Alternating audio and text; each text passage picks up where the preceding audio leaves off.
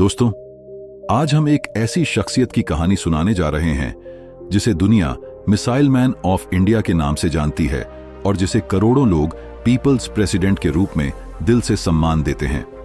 यह कहानी है डॉ.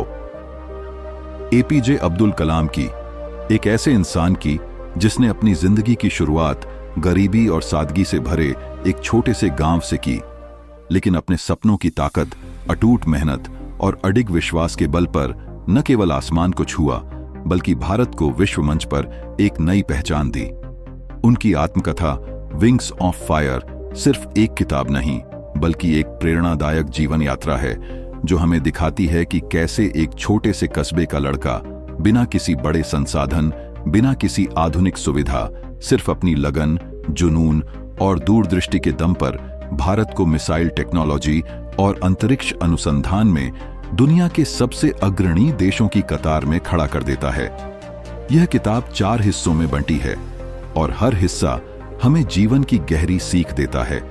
कैसे चुनौतियों को अवसरों में बदला जाए, कैसे असफलताओं को सीढ़ी बनाकर आगे बढ़ा जाए और कैसे अपने सपनों को हकीकत में ढाला जाए। तो चलिए दोस्तों, इस प्रेरक सफर की शुरुआत करते हैं जो बनावटी या काल्पनिक नहीं बल्कि बिल्कुल हमारी आपकी जिंदगी जैसा असली, जीवंत और प्रेरणादायक है। यह यात्रा आपको यह विश्वास दिलाएगी कि बड़े सपने देखना मुश्किल नहीं है। असली चुनौती है हर दिन उन सपनों की ओर छोटे छोटे लेकिन ठोस और ईमानदार कदम उठाना। हम इस किताब के जरिए असफलताओं की भी बात करेंगे, क्योंकि असफलता से डरना नहीं बल्कि उसे समझना, उससे सीखना और उसे अपनी ताकत बनाना ही जिंदगी को आगे ले जाने का असली रास्ता है। आपको इस किताब में ऐसे व्यावहारिक तरीके मिलेंगे जिन्हें अपनाकर आप अपने सपनों को धीरे धीरे लेकिन निश्चित रूप से हकीकत में बदल सकते हैं। अगर आप अपने जीवन में सच्चा बदलाव चाहते हैं, अगर आप अपने भीतर छुपी उस चिंगारी को आग में बदलना चाहते हैं, तो मेरे साथ इस सफर पर चलिए, क्योंकि यह कहानी, यह किताब शायद आपकी जिंदगी का सबसे बड़ा टर्निंग पॉइंट बन जाए। गोलारी बुक्स के साथ इस प्रेरणादायक कहानी को और गहराई से समझने के लिए तैयार हो जाइए। Chapter 1, childhood. दोस्तों, किसी भी इंसान का बचपन उसकी जिंदगी की नींव होता है। यह वह समय होता है जब छोटी छोटी बातें, छोटे छोटे अनुभव और आसपास के लोग हमारे भविष्य की दिशा तय करते हैं। डॉ. एपीजे अब्दुल कलाम का बचपन बेहद साधारण था, लेकिन यही सादगी उनकी असाधारण उपलब्धियों का आधार बनी। उनका जन्म 15 अक्टूबर 1931 को तमिलनाडु के रामेश्वरम में हुआ, एक छोटा सा द्वीप जहां समुद्र की लहरों का शोर और मंदिरों की घंटियों की आवाज हर घर का हिस्सा थी। रामेश्वरम एक धार्मिक और शांत कस्बा था जहां लोग सादगी और आपसी भाईचारे के साथ रहते थे। उनके पिता जैनुलाब्दीन एक नाविक थे जो अपनी छोटी सी नाव से लोगों को रामेश्वरम से धनुषकोटी और मंदिरों तक ले जाते थे। उनकी मां आशियम्मा घर संभालती थीं और अपने बच्चों को सादगी, ईमानदारी और नैतिकता के संस्कार देती थीं। उनके घर में पैसा भले ही कम था, लेकिन प्यार, संतोष और नैतिक मूल्यों की कोई कमी नहीं थी। विंग्स ऑफ फायर में कलाम साहब बताते हैं कि उनका बचपन मेहनत और अनुशासन से भरा था। सुबह 4 बजे उठना, नमाज पढ़ना और फिर साइकिल पर अखबार बांटने निकल जाना, यह उनकी रोजमर्रा की जिंदगी थी। उस समय शायद उन्हें यह नहीं पता था कि ये छोटे छोटे काम उनके भीतर मेहनत, समय की पाबंदी और जिम्मेदारी का बीज बो रहे थे। ये वही गुण थे जो बाद में उनकी सबसे बड़ी ताकत बने। सोचिए दोस्तों, एक बच्चा जो अपनी पढ़ाई का खर्च निकालने के लिए सुबह सुबह अखबार बांटता था, वही बच्चा आगे चलकर भारत को मिसाइल टेक्नोलॉजी और अंतरिक्ष अनुसंधान में आत्मनिर्भर बनाने वाला वैज्ञानिक और नेता बना। यह हमें सिखाता है कि छोटी शुरुआतें कभी आपकी मंजिल को रोक नहीं सकती, अगर आपके सपने बड़े हैं, इरादे मजबूत हैं और मेहनत में ईमानदारी है। कलाम साहब का स्कूली जीवन भी प्रेरणादायक था। वे हमेशा कहते थे कि शिक्षक किसी इंसान की जिंदगी को पूरी तरह बदल सकते हैं। उनके प्राथमिक स्कूल के विज्ञान शिक्षक शिव सुब्रमण्यम अय्यर ने एक दिन क्लास में पक्षियों की उड़ान के बारे में पढ़ाया। उन्होंने बच्चों को समुद्र तट पर ले जाकर उड़ते पक्षियों को दिखाया और समझाया कि कैसे प्रकृति और विज्ञान एक दूसरे से जुड़े हैं। उस दिन छोटे अब्दुल के मन में आसमान को छूने का सपना जागा। यह सपना उनके दिल में इतना गहरा था कि यह उनकी पूरी जिंदगी की दिशा बन गया। लेकिन उनके लिए शिक्षा सिर्फ किताबों तक सीमित नहीं थी। उन्हें इंसानियत और समानता के सबक भी मिले। उनके दोस्त अलग अलग धर्मों और जातियों से थे। हिंदू, ईसाई, मुस्लिम सब एक साथ त्योहार मनाते, एक दूसरे के घर जाते और कभी धर्म या जाति के आधार पर भेदभाव नहीं करते थे। यहीं से उनके मन में सद्भावना, समानता और धर्मनिरपेक्षता की गहरी जड़ें बनी। ये मूल्य बाद में उनके राष्ट्रपति बनने पर उनके हर फैसले में झलके, जब उन्होंने हमेशा कहा कि इंसानियत से बड़ा कोई धर्म नहीं। कलाम साहब ने अपने बचपन से 3 महत्वपूर्ण सबक सीखे। पहला, सादगी। जिंदगी में ज्यादा चीजों की जरूरत नहीं, जरूरतों को पूरा करना और संतोष के साथ जीना ही काफी है। दूसरा, मेहनत। सुबह जल्दी उठकर लगन और जिम्मेदारी से काम करना। तीसरा, सपने। चाहे आप छोटे से गांव से हों या बड़े शहर से, सपनों की कोई सीमा नहीं होती। दोस्तों, गोलारी बुक्स के जरिए हम यह समझ सकते हैं कि गरीबी, कमी या सीमित संसाधन कभी आपकी उड़ान को रोक नहीं सकते। अगर आपके घर में संस्कार हैं, आपके दिल में सपने हैं और आप में उन सपनों को पाने की हिम्मत है, तो आप किसी भी हालात से ऊपर उठ सकते हैं। Chapter 2, education and early influences. हर बच्चा अपने आसपास के लोगों से प्रेरणा लेता है और ये लोग ही उसकी सोच, उसके सपनों और उसके भविष्य को आकार देते हैं। अब्दुल कलाम के बचपन में भी कई ऐसे लोग थे जिन्होंने उनके दिल में सीखने का जुनून, कुछ बड़ा करने की चाह और नैतिकता का बीज बोया। गोलारी बुक्स में हमने पहले भी संगति की शक्ति पर बात की है। जैसे कि चाणक्य नीति में बताया गया है कि आपकी संगति आपके जीवन को सही या गलत दिशा दे सकती है। अगर आपके पास समय हो तो उस चर्चा को जरूर देखें, क्योंकि यह आपको समझाएगा कि सही लोगों का साथ कितना मायने रखता है। खैर, चलिए अब आगे बढ़ते हैं। रामेश्वरम का छोटा सा स्कूल, जहां लकड़ी की बेंचें थीं, मिट्टी का फर्श था और संसाधन सीमित थे, यहीं से कलाम साहब की शिक्षा की शुरुआत हुई। वे कोई असाधारण तेज विद्यार्थी नहीं थे, लेकिन उनमें सीखने की ऐसी प्यास थी जो उन्हें हर सवाल का जवाब खोजने के लिए प्रेरित करती थी। वे हर चीज को गहराई से देखते, समझते और उससे कुछ नया सीखने की कोशिश करते थे। उनके पिता ने भले ही औपचारिक शिक्षा नहीं ली थी, लेकिन वे उन्हें हमेशा ईमानदारी, मेहनत और कभी हार न मानने की सीख देते थे। घर से उन्हें संस्कार और अनुशासन मिला और स्कूल से ज्ञान का स्वाद, जो उनके जीवन का आधार बना। विंग्स ऑफ फायर में कलाम साहब बताते हैं कि उनके सबसे बड़े प्रेरणा स्रोत उनके विज्ञान शिक्षक शिव सुब्रमण्यम अय्यर थे। वे सिर्फ किताबी ज्ञान नहीं देते थे, बल्कि बच्चों के दिमाग में कल्पना और जिज्ञासा की चिंगारी जलाते थे। एक बार उन्होंने क्लास में पक्षियों की उड़ान पर लेक्चर दिया और बच्चों को समुद्र तट पर ले जाकर आसमान में उड़ते पक्षियों को दिखाया। उन्होंने बताया कि विज्ञान प्रकृति से ही निकलता है और अगर हम प्रकृति को समझ लें तो हम कुछ भी हासिल कर सकते हैं। उस दिन छोटे अब्दुल मंत्रमुग्ध हो गए। उनके मन में सवाल जागा, अगर पक्षी इतनी आसानी से उड़ सकते हैं तो इंसान क्यों नहीं? यह सवाल उनके दिल में ऐसा घर कर गया कि यहीं से उनके सपनों को पंख लगने शुरू हुए। रामेश्वरम की एक और खासियत थी कि वहां धर्म और जाति लोगों को बांटने का काम नहीं करती थी, लेकिन समाज में कभी कभी भेदभाव भी दिखता था।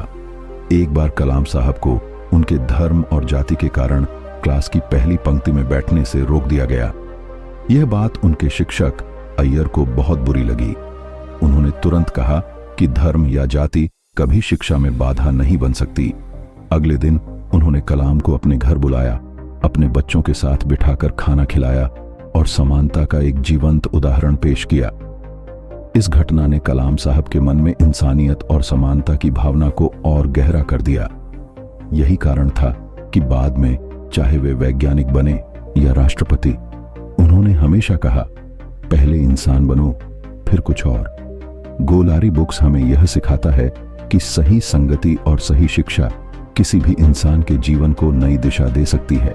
Chapter 3, higher education. दोस्तों, गोलारी बुक्स के इस सफर को अंत तक जरूर देखिए, क्योंकि इसमें आपको ऐसी जीवन की सीखें मिलेंगी जो आपकी सोच, आपके सपनों और आपकी जिंदगी की दिशा को पूरी तरह बदल सकती है। बचपन और स्कूल की पढ़ाई पूरी करने के बाद अब्दुल कलाम का अगला पड़ाव था कॉलेज की दुनिया। यह दौर उनकी जिंदगी का सबसे महत्वपूर्ण मोड़ था, क्योंकि यहीं से उनके सपनों ने असली उड़ान भरी। स्कूल खत्म होने के बाद उन्होंने सेंट जोसेफ्स कॉलेज, तिरुचिरापल्ली में दाखिला लिया। शुरू में उन्होंने फिजिक्स को चुना, क्योंकि विज्ञान से उनका गहरा लगाव था।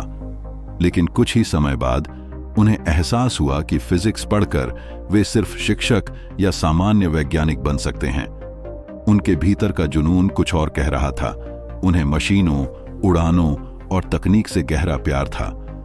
उनके मन में सवाल गूंजता था, क्यों ना ऐसी तकनीक बनाई जाए जो इंसानों को आसमान की ऊंचाइयों तक ले जाए। यही सवाल, यही जुनून उन्हें फिजिक्स से इंजीनियरिंग की ओर ले गया। उनका अगला पड़ाव था Madras institute of technology, MIT, Chennai. यहीं से उनके सपनों को असली पंख मिले। लेकिन MIT में दाखिला लेना आसान नहीं था। फीस बहुत ज्यादा थी और उनके परिवार के पास इतने संसाधन नहीं थे। उस वक्त उनके बड़े भाई और रिश्तेदारों ने मिलकर पैसे जुटाए ताकि उनकी पढ़ाई जारी रह सके। यह घटना कलाम साहब के लिए एक बड़ी सीख थी। अगर आपका इरादा साफ है, अगर आपकी मेहनत सच्ची है और अगर आप अपने सपनों के लिए पूरी लगन से काम करते हैं, तो दुनिया आपके लिए रास्ता बना देती है। MIT में उन्होंने एरोनॉटिकल इंजीनियरिंग चुनी, क्योंकि उनका सपना था उड़ान से जुड़ी तकनीक को समझना और उसमें कुछ बड़ा करना। पहले ही साल में उन्हें एक छोटा सा विमान डिजाइन करने का प्रोजेक्ट मिला। उनके शिक्षक ने सख्ती से कहा कि अगर यह मॉडल समय पर तैयार नहीं हुआ तो उनकी स्कॉलरशिप खतरे में पड़ सकती है। यह उनके लिए एक बड़ा दबाव था, लेकिन कलाम साहब ने इसे चुनौती के रूप में लिया। उन्होंने दिन रात मेहनत की, कई बार लैब में ही सो गए, कई बार खाना पीना तक भूल गए। आखिरकार उन्होंने समय पर मॉडल तैयार कर लिया। जब उन्होंने इसे अपने शिक्षक को दिखाया तो उनकी आंखों में चमक थी। यह पल उनके लिए एक टर्निंग पॉइंट था। उन्हें एहसास हुआ कि वे इसी रास्ते के लिए बने हैं, आसमान को छूने, उड़ान को हकीकत में बदलने और तकनीक के जरिए कुछ असाधारण करने के लिए। MIT ने उन्हें 3 बड़ी सीखें दी। पहली, कड़ी मेहनत और लगन से असंभव को भी संभव बनाया जा सकता है। दूसरी, सपनों को हकीकत में बदलने के लिए अनुशासन और समय की पाबंदी जरूरी है। तीसरी, जब आप सच्चे मन से मेहनत करते हैं तो लोग आपकी मदद के लिए आगे आते हैं। सेंट जोसेफ्स कॉलेज और MIT की यह यात्रा अब्दुल कलाम को एक साधारण लड़के से वैज्ञानिक बनने की राह पर ले आई। अब उनका अगला पड़ाव था एक ऐसी नौकरी जहां से असली चुनौतियां शुरू होने वाली थीं और जहां उन्हें अपने सपनों को जमीन पर उतारने का मौका मिलने वाला था। गोलारी बुक्स हमें यह सिखाता है कि सही शिक्षा और सही दिशा आपके सपनों को नई उड़ान दे सकती है। Chapter 4, first job. जब आपके पास बड़े सपने हों लेकिन संसाधन सीमित हों, तो आप अपने करियर की शुरुआत कैसे करते हैं? अब्दुल कलाम के साथ भी यही हुआ। इंजीनियरिंग पूरी करने के बाद उन्होंने Hindustan aeronautics limited HAL Bengaluru में इंटर्नशिप शुरू की। यहां उन्होंने एयरक्राफ्ट इंजन टेक्नोलॉजी और मैकेनिकल डिजाइन को प्रैक्टिकली सीखा। वे कहते थे कि MIT ने उन्हें सपने दिए, लेकिन HAL ने उन सपनों को छूने का आत्मविश्वास और व्यावहारिक अनुभव दिया। HAL में काम करने के दौरान उन्होंने न सिर्फ तकनीकी ज्ञान हासिल किया, बल्कि यह भी सीखा कि सपनों को हकीकत में बदलने के लिए कितनी मेहनत, धैर्य और लगन की जरूरत होती है। पढ़ाई पूरी होने के बाद उन्होंने 2 जगह आवेदन किया। पहला, इंडियन एयरफोर्स में पायलट बनने के लिए, क्योंकि बचपन से ही आसमान में उड़ने का उनका सपना था। दूसरा, मिनिस्ट्री ऑफ डिफेंस में टेक्निकल पोजीशन के लिए, लेकिन एयरफोर्स में उनका चयन नहीं हुआ। वे मेरिट लिस्ट में 9वें स्थान पर थे और सिर्फ 8 सीटें उपलब्ध थीं। यह उनके जीवन का पहला बड़ा झटका था। यह वह सपना था जिसे उन्होंने बचपन से संजोया था और एक पल में वह टूटता हुआ दिखा। लेकिन यहीं से उन्होंने अपनी जिंदगी की सबसे बड़ी सीख ली। अगर एक दरवाजा बंद होता है तो इसका मतलब है कि आपके लिए कोई और बड़ा रास्ता खुलने वाला है। एयरफोर्स में रिजेक्शन के बाद भी कलाम साहब ने हार नहीं मानी।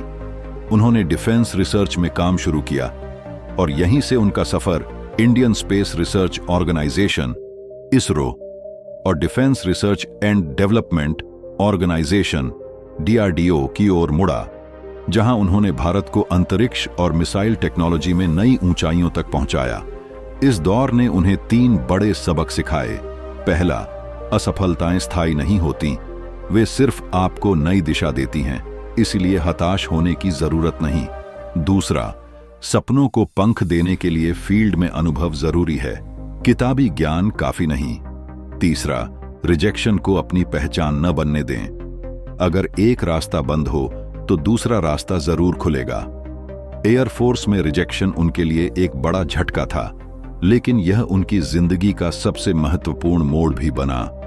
अगर वे उस दिन पायलट बन गए होते तो शायद उनकी उड़ान सिर्फ आसमान तक सीमित रहती, लेकिन इस रिजेक्शन ने उन्हें जमीन से जोड़कर विज्ञान, शोध और राष्ट्र निर्माण की राह पर धकेल दिया, जहां उनकी उड़ान असीमित हो गई। यह ठोकर उन्हें तोड़ सकती थी, लेकिन यही उनकी सबसे बड़ी ताकत बनी। सोचिए, अगर उस दिन उनका चयन हो गया होता तो शायद भारत के पास न अग्नि मिसाइल होती, न पृथ्वी का आत्मविश्वास और न ही वह प्रेरणा स्रोत जो आज करोड़ों युवाओं को सपने देखने और उन्हें हकीकत में बदलने की हिम्मत देता है। गोलारी बुक्स हमें यह सिखाता है कि रिजेक्शन जिंदगी का अंत नहीं, बल्कि एक नए और बड़े अध्याय की शुरुआत है। Chapter 5, ISRO and SLV-3। 1968 में एक युवा वैज्ञानिक को Indian space research organisation ISRO में ट्रांसफर किया गया। वह वैज्ञानिक थे डॉ. APJ अब्दुल कलाम। उस वक्त इसरो की हालत बहुत साधारण थी, न कोई आधुनिक लेबोरेटरी, न हाईटेक इंफ्रास्ट्रक्चर। रॉकेट बनाने की तैयारी एक पुराने चर्च की इमारत में होती थी और टेस्टिंग समुद्र के किनारे। लेकिन कलाम साहब और उनकी टीम के सपने साधारण नहीं थे। उनका विजन था भारत को अपना स्वदेशी सैटेलाइट लॉन्च व्हीकल SLV देना, जो देश को अंतरिक्ष में आत्मनिर्भर बनाए। उस समय स्पेस टेक्नोलॉजी सिर्फ अमेरिका, रूस और कुछ विकसित देशों के पास थी। भारत उस समय गरीबी, संसाधनों की कमी और बुनियादी चुनौतियों से जूझ रहा था। लोग सवाल उठाते थे कि क्या हमें रॉकेट्स की जरूरत है जब देश में भूख और गरीबी है। लेकिन कलाम साहब का जवाब स्पष्ट था, स्पेस टेक्नोलॉजी सिर्फ वैज्ञानिक उपलब्धि नहीं, बल्कि देश की प्रगति का आधार है। यह संचार, मौसम पूर्वानुमान और कृषि जैसे क्षेत्रों में क्रांति ला सकती है, जो आम लोगों की जिंदगी को बेहतर बनाएगी। SLV-3 का मिशन आसान नहीं था। संसाधन कम थे, अनुभव सीमित था और तकनीकी चुनौतियां बहुत बड़ी थीं। लेकिन कलाम साहब और उनकी टीम का जुनून असीमित था। लोग लैब में रात दिन काम करते, कई बार सो जाते, टेस्टिंग साइट पर खाना तक भूल जाते। कलाम साहब खुद ब्लूप्रिंट्स बनाते, घंटों कैलकुलेशन करते और हर छोटे बड़े हिस्से की जांच करते। उनकी लीडरशिप का अंदाज अलग था। वे सिर्फ आदेश नहीं देते थे, बल्कि अपनी टीम के साथ कंधे से कंधा मिलाकर काम करते थे। वे हर मेंबर को प्रेरित करते, उनकी समस्याएं सुनते और उन्हें समाधान खोजने के लिए प्रोत्साहित करते। 1980 में SLV-3 को लॉन्च करने की पहली कोशिश हुई। पूरा देश इस ऐतिहासिक पल का गवाह बनने के लिए उत्साहित था। लेकिन रॉकेट लॉन्च होने के कुछ ही सेकंड बाद समुद्र में गिर गया। यह असफलता कलाम साहब के लिए व्यक्तिगत झटका थी। उन्होंने खुद को इस असफलता का जिम्मेदार माना। प्रेस कॉन्फ्रेंस में उन्होंने कहा, फेलियर मेरा है, लेकिन सक्सेस मेरी टीम का होगा। यह वाक्य उनकी लीडरशिप की आत्मा बन गया। यह दिखाता है कि वे कितने विनम्र और जिम्मेदार लीडर थे। लेकिन असफलता ने उन्हें रोका नहीं। उन्होंने अपनी टीम को फिर से संगठित किया, गलतियों का विश्लेषण किया और नए सिरे से मेहनत शुरू की। कई रातें बिना नींद गुजरी, कई बार सब कुछ शून्य से शुरू करना पड़ा। आखिरकार 18 जुलाई 1980 को SLV-3 ने रोहिणी सैटेलाइट को सफलतापूर्वक कक्षा में स्थापित किया। यह भारत का पहला स्वदेशी सैटेलाइट लॉन्च व्हीकल था। पूरा देश खुशी से झूम उठा। कलाम साहब के चेहरे पर संतोष था, लेकिन उन्होंने कहा, यह मेरी जीत नहीं, मेरी टीम और भारत की जीत है। इस मिशन ने 3 बड़ी सीखें दी। पहली, असफलता मिशन का अंत नहीं, बल्कि नए प्रयास की शुरुआत है। दूसरी, सच्चा लीडर वही है जो असफलता की जिम्मेदारी ले और सफलता को अपनी टीम को दे। तीसरी, बड़े सपने तभी पूरे होते हैं जब उनमें देश और समाज का भला छुपा हो। SLV-3 की सफलता ने कलाम साहब को भारत का रॉकेटमैन बना दिया, लेकिन उनकी असली यात्रा अब भी बाकी थी। गोलारी बुक्स हमें यह सिखाता है कि जुनून और मेहनत के साथ कोई भी चुनौती पार की जा सकती है।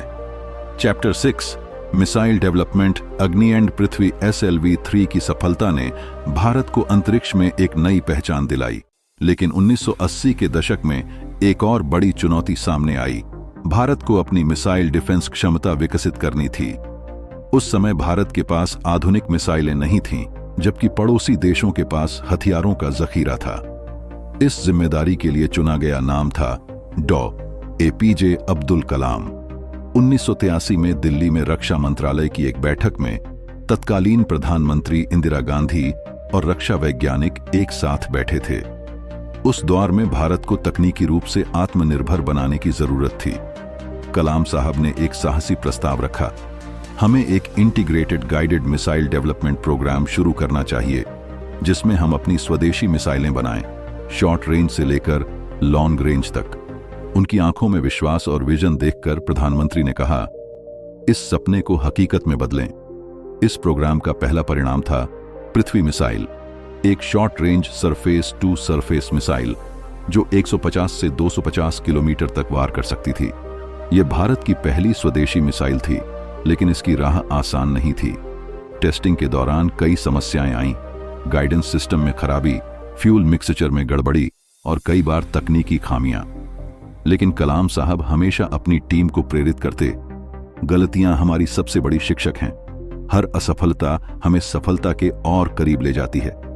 उन्होंने अपनी टीम को एकजुट रखा, हर गलती का विश्लेषण किया और समाधान खोजे। आखिरकार पृथ्वी मिसाइल सफल हुई। यह भारत की धरती पर खड़ा पहला स्वदेशी मिसाइल था, जिसने देश को नई ताकत दी। अगली चुनौती थी अग्नि मिसाइल, एक इंटरमीडिएट रेंज बैलिस्टिक मिसाइल। यह प्रोजेक्ट और भी जटिल था, क्योंकि इसमें heat shields, re entry technology और प्रोपल्शन सिस्टम्स सब कुछ स्वदेशी डिजाइन करना था। विकसित देशों ने भारत को ये तकनीकें देने से इनकार कर दिया था, लेकिन कलाम साहब ने हार नहीं मानी। उन्होंने अपनी टीम के साथ दिन रात मेहनत की। जब अग्नि मिसाइल ने पहली बार आसमान की ओर उड़ान भरी, तो पूरा देश रोमांचित हो गया। उस दिन कलाम साहब ने कहा, यह सिर्फ एक मिसाइल नहीं, यह भारत का आत्मसम्मान है। पृथ्वी और अग्नि की सफलता ने पूरी दुनिया को चौंका दिया। जिन देशों ने भारत को तकनीक देने से मना किया था, वे अब भारत की आत्मनिर्भरता को देखकर हैरान थे। कलाम साहब और उनकी टीम ने साबित कर दिया कि अगर इरादा मजबूत हो, अगर जुनून सच्चा हो, तो कोई भी बाधा आपको रोक नहीं सकती। इन मिसाइलों ने भारत को न सिर्फ रक्षा के क्षेत्र में मजबूत किया, बल्कि दुनिया को दिखाया कि भारत अब किसी का मोहताज नहीं है। गोलारी बुक्स हमें यह सिखाता है कि आत्मनिर्भरता और दृढ़ संकल्प ही किसी देश को सच्ची ताकत देता है। Chapter 7 technology for the people. हम अक्सर कलाम साहब को मिसाइल मैन या रॉकेट साइंटिस्ट के रूप में जानते हैं, लेकिन उनकी असली महानता सिर्फ तकनीक विकसित करने में नहीं थी, बल्कि उस तकनीक को आम लोगों की जिंदगी से जोड़ने में थी। वे मानते थे कि अगर टेक्नोलॉजी देश की सुरक्षा को मजबूत कर सकती है, तो वह लोगों की रोजमर्रा की जिंदगी को भी आसान और बेहतर बना सकती है। एक बार उन्होंने डॉक्टरों के साथ मिलकर लाइटवेट कैलिपर्स बनाए, जो पहले 4-5 किलो के हुआ करते थे। इन भारी कैलिपर्स की वजह से बच्चों और मरीजों को चलने में बहुत तकलीफ होती थी।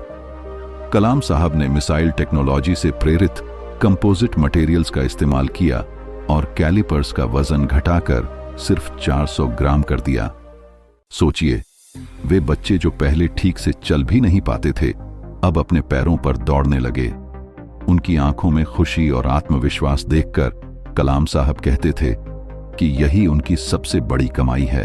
कृषि क्षेत्र में भी उन्होंने टेक्नोलॉजी को बढ़ावा दिया। वे कहते थे कि भारत का असली विकास तब तक अधूरा है जब तक गांव और किसान प्रगति की मुख्यधारा से नहीं जुड़ते। उन्होंने रिमोट सेंसिंग सैटेलाइट्स और मौसम पूर्वानुमान तकनीक को किसानों तक पहुंचाने का सपना देखा, ताकि वे सटीक जानकारी के आधार पर अपनी फसलें बेहतर ढंग से उगा सकें। आज हम जिस प्रिसीजन फार्मिंग और सैटेलाइट बेस्ड फोरकास्टिंग की बात करते हैं, उसका बीज कलाम साहब ने ही बोया था। उन्होंने यह सुनिश्चित किया कि तकनीक सिर्फ बड़े शहरों या रक्षा क्षेत्र तक सीमित न रहे, बल्कि गांवों और आम लोगों तक पहुंचे। उनका सबसे बड़ा विश्वास था कि सपनों की असली प्रयोगशाला क्लासरूम है। वे जब भी स्कूलों या कॉलेजों में जाते, बच्चों से पूछते, तुम्हारा सपना क्या है? वे न सिर्फ सवाल पूछते, बल्कि उन्हें प्रैक्टिकल तरीके भी बताते कि कैसे छोटे छोटे कदमों से बड़े बदलाव लाए जा सकते हैं। वे चाहते थे कि हर बच्चा बड़ा सोचे और अपने सपनों को हकीकत में बदलने के लिए मेहनत करे। उनकी सोच थी कि अगर हर बच्चा अपने सपनों के लिए काम करे तो भारत को कोई भी ताकत दुनिया में सबसे आगे होने से रोक नहीं सकती। गोलारी बुक्स के जरिए हम यह सीख सकते हैं कि तकनीक और शिक्षा का सही इस्तेमाल समाज को बदल सकता है। Chapter 8, leadership and team work. Kalam sahab सिर्फ एक वैज्ञानिक या इंजीनियर नहीं थे। उनकी असली ताकत उनकी लीडरशिप और टीम वर्क की सोच थी, जिसने भारत के सबसे बड़े वैज्ञानिक प्रोजेक्ट्स को सफलता दिलाई। इसरो की लैब में जब उनकी टीम हताश होती और कहती कि टारगेट समय पर पूरा करना मुश्किल है, तो वे कहते, मुश्किल बस हमारी सोच में होती है। अगर हम एकजुट होकर मेहनत करें तो कोई भी चुनौती हमें नहीं रोक सकती। वे खुद ब्लूप्रिंट्स बनाते, कैलकुलेशन चेक करते और कई बार रात भर लैब में काम करते। उनकी लीडरशिप का मूल मंत्र था, लीडर सिर्फ आदेश नहीं देता, बल्कि अपनी टीम के साथ कंधे से कंधा मिलाकर चलता है। वे हर मेंबर की क्षमता को पहचानते और उसे सही दिशा देते। अगर कोई गलती करता तो वे डांटने की बजाय समझाते कि यह हमारी सीख है और इसे सुधारने का मौका है। वे प्रोजेक्ट का विजन अपनी टीम के साथ शेयर करते ताकि हर कोई समझे कि उनका काम क्यों और कितना महत्वपूर्ण है। इससे उनकी टीम हमेशा प्रेरित रहती और हर चुनौती का डटकर सामना करती। SLV3 और मिसाइल प्रोजेक्ट्स में कई बार असफलताएं आईं, लेकिन वे कहते, गलतियां हमें परफेक्ट बनाने का रास्ता दिखाती हैं। उनकी लीडरशिप ने साबित किया कि एक अकेला वैज्ञानिक कुछ कर सकता है, लेकिन एक समर्पित और प्रेरित टीम देश को बदल सकती है। उनकी लीडरशिप की खासियत थी उनकी विनम्रता और जिम्मेदारी का भाव। जब SLV3 की पहली लॉन्च असफल हुई तो उन्होंने सारी जिम्मेदारी खुद ली, लेकिन जब सफलता मिली तो उन्होंने उसे अपनी टीम को समर्पित कर दिया। यह उनकी महानता थी। गोलारी बुक्स हमें यह सिखाता है कि सच्चा लीडर वही है जो अपनी टीम के लिए त्याग करे, उनकी ग्रोथ में विश्वास रखे और असफलता को सीख का हिस्सा बनाए। Chapter 9, vision for India. Kalam sahab हमेशा कहते थे कि वैज्ञानिक बनने का मतलब सिर्फ मशीनें या रॉकेट बनाना नहीं, बल्कि देश और लोगों की जिंदगी को बेहतर बनाना है। उनका सपना था भारत को 2020 तक एक विकसित राष्ट्र बनाना। उनके लिए विकास का मतलब सिर्फ आर्थिक ताकत या तकनीकी प्रगति नहीं था, यह था हर बच्चे की शिक्षा, हर किसान को सही समय पर मौसम की जानकारी, हर गांव में बिजली और पानी की सुविधा और हर नागरिक में आत्मविश्वास और जिम्मेदारी का भाव। वे युवाओं को देश की सबसे बड़ी ताकत मानते थे। वे कहते, अगर युवाओं के सपने जाग जाएं, अगर वे अपने लक्ष्यों के लिए मेहनत करें, तो भारत की तकदीर कोई नहीं रोक सकता। वे स्कूलों और कॉलेजों में जाकर बच्चों से सवाल करते, तुम्हारा सपना क्या है? और फिर उन्हें प्रैक्टिकल कदम बताते कि कैसे वे अपने सपनों को हकीकत में बदल सकते हैं। उनके विजन में सिर्फ टेक्नोलॉजी नहीं थी, बल्कि चरित्र निर्माण, नैतिकता और सामाजिक जिम्मेदारी भी शामिल थी। वे चाहते थे कि भारत का हर नागरिक न सिर्फ अपने लिए, बल्कि समाज और देश के लिए भी सोचे। उनकी सोच थी कि सच्चा विकास तभी संभव है जब हर इंसान अपने छोटे छोटे कामों में ईमानदारी और जुनून लाए। गोलारी बुक्स हमें यह सिखाता है कि सपने तभी सार्थक होते हैं जब वे समाज और देश के लिए हों। Chapter 10, contemplation. कलाम साहब की सोच इस चरण में और गहरी हो गई थी। वे अब सिर्फ वैज्ञानिक नहीं थे, बल्कि एक ऐसे विचारक बन गए थे जो हर उपलब्धि को मानवीय मूल्यों और नैतिकता के पैमाने पर तौलते थे। वे कहते थे, सफलता तभी मायने रखती है जब वह दूसरों की जिंदगी को बेहतर बनाए। एक बार जब अग्नि मिसाइल प्रोजेक्ट सफल हुआ तो उनकी टीम उत्साहित थी। एक युवा इंजीनियर ने मजाक में कहा, सर, अब तो हम दुनिया के टॉप पर हैं। कलाम साहब ने शांति से जवाब दिया, टॉप पर होना तभी मायने रखता है जब हमारी उपलब्धियां उस बच्चे की मुस्कान में दिखें जो पहली बार बिजली की रोशनी में पढ़ रहा है, या उस किसान की आंखों में जिसकी फसल सही जानकारी से बच गई। उनकी सोच सिर्फ तकनीक तक सीमित नहीं थी, वे चरित्र, नैतिकता और आध्यात्मिकता को उतना ही महत्व देते थे। वे कहते थे, विज्ञान हमें उड़ने की ताकत देता है, लेकिन आध्यात्मिकता हमें बताती है कि कहां और क्यों उड़ना है। SLV-3 की असफलता के बाद जब लोग और मीडिया आलोचना कर रहे थे, तब उन्होंने अपनी टीम से कहा, हमने गलती की, लेकिन यही गलती हमें बेहतर बनाएगी। उनकी यह सोच दिखाती है कि वे असफलता को डर या हार के रूप में नहीं, बल्कि आत्ममंथन और सुधार का अवसर मानते थे। कंटेम्पलेशन का यह चरण हमें सिखाता है कि सच्चा लीडर वही है जो सिर्फ अपने प्रोजेक्ट्स और डेडलाइंस तक सीमित न रहे, बल्कि समाज और देश के प्रति अपनी जिम्मेदारी को समझे। कलाम साहब का मानना था कि हर काम को बड़े उद्देश्य से जोड़ा जाना चाहिए, चाहे वह रक्षा तकनीक हो, शिक्षा हो या गांवों का विकास।